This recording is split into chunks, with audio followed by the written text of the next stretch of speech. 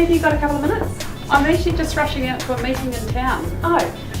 Actually, would I be able to take you in my car? And maybe, I know lawyers like to charge me a minute at a time. You get to charge me for the 5 minutes. If I can ask you some questions. Absolutely, that'd be perfect. Okay, cool. Let's go. Now, what I wanted to ask you was a little bit about trusts and what's sort of the best. Should you set a trust up before you purchase a property? I'm just not too sure whether I need to start getting a trust sussed or keep owning the properties in a company. So I think the important thing is to get good advice around what your end game is, what the ownership structure that's going to suit you. So the look-through companies are still suitable if you're going to hold a lot of rental properties for a long term. A trust is probably want your own residential home in a trust, but then there may be reasons that you also want to put rental properties into a trust. So it's really a case-by-case basis. There's no just one thing's going to fit everybody because everybody's circumstances are different. It's really hard for first-time buyers to get into the market at the moment, so a lot of people look to lend their children some money to purchase a property. What do they need to do to protect their interests? So from mum and dad's point of view, if they're going to be lending the kids money or gifting money, they need to consider if they're going to gift it. So if they're gifting it to their son or their daughter and they're already in a relationship, then that money's going to probably become relationship property to the children. So it might not be their intention that they're gifting it to the partner of their child.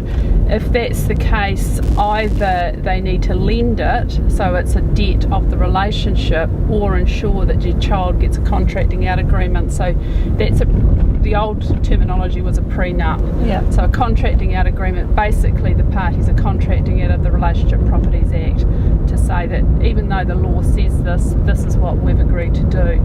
Those contracts are only binding if they've had independent legal advice as to the implications of what they're signing up to. Okay. So the other thing that a lot of people are doing these days is buying a property with their partner. So what's the best form of ownership if people do that? So if you're buying it with your life partner, then you might want to have, again, the contracting out agreement, ring fencing what is yours going forward and will always be yours. So if the relationship breaks down, then the contracting out agreement will be looked at, and say the property was sold, and then you get back what you initially put in or whatever your contracting out agreement stated. We are seeing a little bit now, because of it being harder to borrow money and the value of houses, at some time even friends are coming together and saying, well, why don't we buy a house together and rent that out and get that rental income.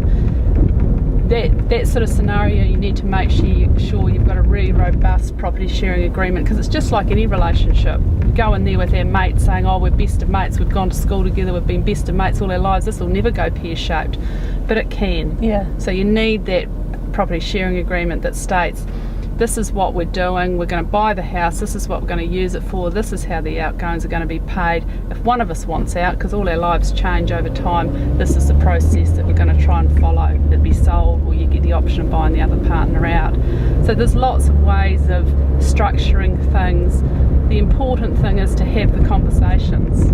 Have it before, because no point at the end, involved. That's when it gets expensive. Yeah. Because if we come in at the end when it has gone pear-shaped, then it's going to get expensive. Yeah.